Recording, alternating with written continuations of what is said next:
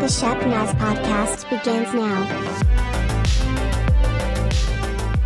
You're listening to the Shepnaz podcast, a podcast by Shepherd Church. Everything we do at Shepherd is to connect our community in a meaningful relationship with Christ. We're expecting great things. My name is Joey. I'll be your host, and today's guest is Pastor Ashley Kuhn. She's the children's pastor at Shepherd. As we continue our 21 days of prayer and fasting, we're going to go through one more chapter of the book Life and Death. So let's jump in and see what God has for us today. Well, Pastor Ashley, welcome. How are you doing today? I am doing well. How are you? I'm good. Well, hey, let's jump right in to the 21 days right now. Then we'll talk a little bit more about you and your family afterwards. But your chapter that you're going to talk about today was titled Two-Faced. And I love Batman, so I think I'm going to enjoy this one. Not exactly the same concept, a little bit different. Oh, okay. So that was a bad joke, and you don't have to laugh before it gets too awkward.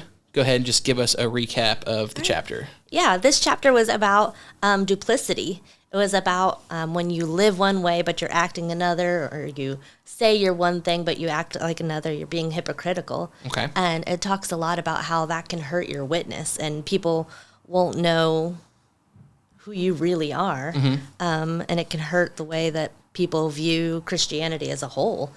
It talked about being double-minded. James talks about that a lot in the Bible, and Rob points out in his chapter here that James describes a double-minded person as being somebody who prays, yet they have no faith. They hear the word, yet they fail to obey. They declare the love for God, yet neglect the poor. And they declare their faith, yet it's not backed by their words. And I just underlined yet each time. I'm like, oh, all the yets, you know? Mm-hmm. Like you can be saying that you're one thing and you can be really just not that person behind closed doors. On the very next page, though, he says your mouth will always give you away. And that part just kind of cuts pretty deep, right? For sure. Yeah, your mouth will always give you away. I think you talked about in a previous thing about the cup and what overflows. Mm-hmm. It's going to be, it shows exactly who you are. Yeah.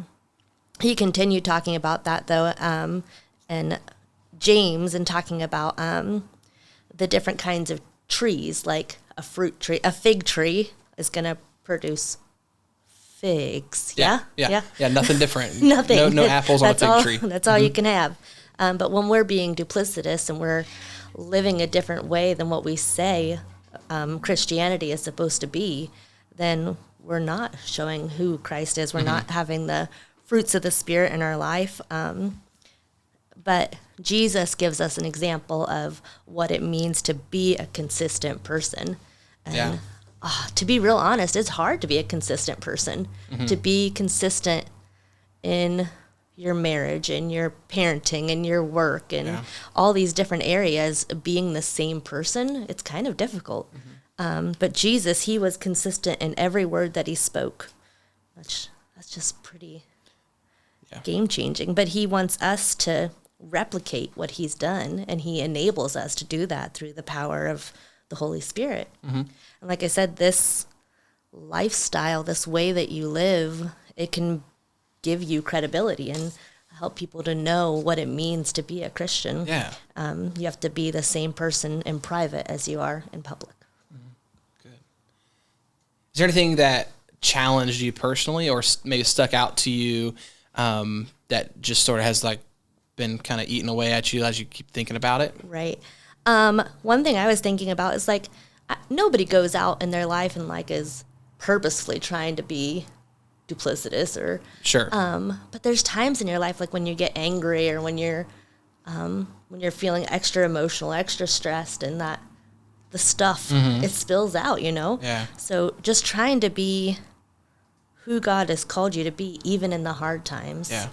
That's pretty big task to have. Yeah. It's that consistency. Yes, that consistency that even Jesus had. Even when he was angry, he had that consistency. I remember a sermon one time that was talking about David and Goliath. And so for those of you who don't know the story, David, small shepherd boy, shows up to a battle. There's a 9-foot giant who has been terrorizing the people, and he decides I'll take him out, and he kills him. But there's a lot of sermons that you read about that says that that's a miracle.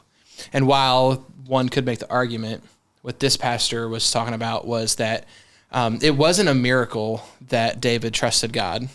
Is that David walked a life of consistency with God as he was growing up. Like he trusted God all the way up. He had a consistent life of trusting God. And so it was no different when he encountered Goliath than it was any other day. And that's the same for you and me, is that consistency, that when we face those trials that you're talking about, right, what will come out of us is what we have in us. And if we're consistent in our life, it's going to be the good things. Yeah. And not to skip ahead of you here, but you were something that I definitely want to implement from this is that we want to make sure that you're developed such a deep relationship with God that you are able to, what spills out, you can not necessarily just control, but like it's going to be what is in your heart, what's already there. Rob, in the end of his chapters, gives us 3 steps from the book of James. Great. And the first step is to get as close to God as you possibly can. And just having that lifestyle of intimacy with him. It's just like how Jesus did, you know? Sure. He had that lifestyle of intimacy. Everything he did through the Father. So that would be the first step. The second, he says, is to wash your hands of all known sin. Mm-hmm. So just to continually pray that David prayer of saying, like, God, test me, know my heart, know my inner thinking, and help me to know what's duplicitous, what's going on behind my heart here. And the third thing is to ask God to purify your heart and to forgive you for all your duplicity. Mm-hmm. One thing I wrote at the end of the chapter in my notes was, like when you were a teen, do you remember pastors always talking about walk your talk? Mm. Yeah. So we got to really act the way that we say that we are. Youth pastors love things that rhyme. They do love things that rhymes, for sure. So what we're going to do is we're going to drop in the show notes wherever you get this audio, those 3 steps, because I think what would be great is as we do these 21 days, is those are simple prayers to pray each day. Those 3 steps of like, how do I not live duplicitous life, right? And those 3 kind of simple prayers. So we're going to drop those in the show notes that everybody can see those. Anything else that you have to kind of wrap that up? No, I just I love the way that Rob ended it. He said, "May the words you speak be demonstrated in your lifestyle." Yeah, that's good. That's definitely my prayer, is that the words that I speak, my actions and my thoughts will be demonstrated by my lifestyle. That's good. Well, great stuff, Pastor Ashley. For the rest of the time we have today, I would love to talk about your story, how God called you to be a children's pastor, and then maybe what led you to joining the team here at Shepherd all the way back in 2015. This January, we want to invite you to participate in a 21 days of prayer and fasting at Shepherd Church. Each day we'll have prayer prompts, scriptures to read, and even times at the sanctuary will be open for prayer. Plus, on the Shepnaz podcast, we'll be walking through Rob McCorkle's book, Life and Death, The Power of Words, with a guest each weekday.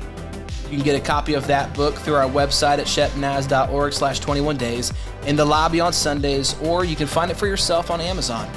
All the resources that you'll need for daily prayer and scripture prompts can also be found at shepnaz.org/21 days. And mark your calendars for January 29th as we close out the 21 days with an evening of worship together at Shepherd.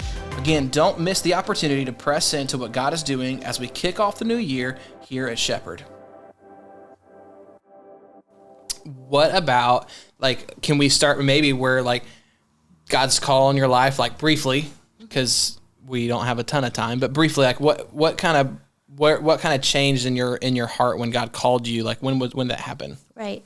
I was in college and I was studying to be a teacher, and I've known my whole entire life that God had called me to be a leader for kids. It's something that my mom like ingrained in me as a little girl, like, you're the oldest, Ashley, you got to take care of your little sisters. And it just has become part of my life. Like, so when I was in college studying to be a teacher, I just really felt God pressing on me and saying, this isn't where I want you to be. I want you to be in full-time ministry. Yeah. And I tried to run for that for a hot minute there, but God made it very, very obvious that he wanted me to be studying ministry and not education. Yeah. Cool. Tell me a little bit about, or tell us a little bit about your family. What's kind of happening in your house? Like, I know you're married. You got some kids. Would you kind of let us in on that? Yeah, for sure. I am married to my high school sweetheart, Ben. We've been married for 14 years. His personality is everything opposite of me. Like, I consider myself like a kite. Like, I like to think these big lofty thoughts and dreams, but he's kind of like my rock. Okay. He makes sure I don't float away. And I need that in our life. Yeah. Like, we need to have this kind of balance of a dreamer and somebody who's a little bit more stable. So it's been really fun and adventure. He's also got a call to ministry. He and I started in ministry together. We were in Parkersburg, West Virginia for about 3 years, where I was the children's pastor and he was the youth pastor. And then we moved to Florida for a year, and he was a stay-at-home dad, just ministering to our 2 little boys at the time. We had 2 in diapers, so it was not an easy job by any means. And then we came back up here, and he is working at Nationwide Children's Hospital for the behavioral health department with kids who have autism and severe behavioral issues. But thankfully, that's not our kids. Our kids do not have severe behavioral issues. They're very, very sweet boys. Yeah. We have a 10-year-old Boaz, an 8-year-old Joshua, and a 1-year-old Sam. Yeah. Cool. And then just briefly, I mean, you're the children's pastor, but what does that mean? Like, what if people see you scurrying about around the church? Pastor children. Yeah. Can you believe it? Yeah, it's real. What are you typically doing when people see you like scurrying around the church? Right. A lot of what I do actually is pouring into our volunteers. We have got such an amazing volunteer team at Grow Kids Ministries, and they all are so passionate about the future of our church is Grow Kids. Grow means to go reach our world, and that's what we want our kids to be able to do. We want them to grow like Jesus and wisdom and stature and favor with God and mankind. Great. All right, Ashley, thank you. That's going to do it for our episode today on the Shepnaz podcast. Be sure to subscribe wherever you get your audio. Don't miss an episode. We're expecting great things here. We hope that you'll continue to join us. As always, you can learn more about what's happening through our app, social media pages, and of course at shepnaz.org. For Pastor Ashley, I'm Joey. Thanks for listening and have a great day. This podcast is a production of the Shepherd Church of the Nazarene, Gahanna, Ohio. Email to podcast@shepnaz.org and let us know what you think.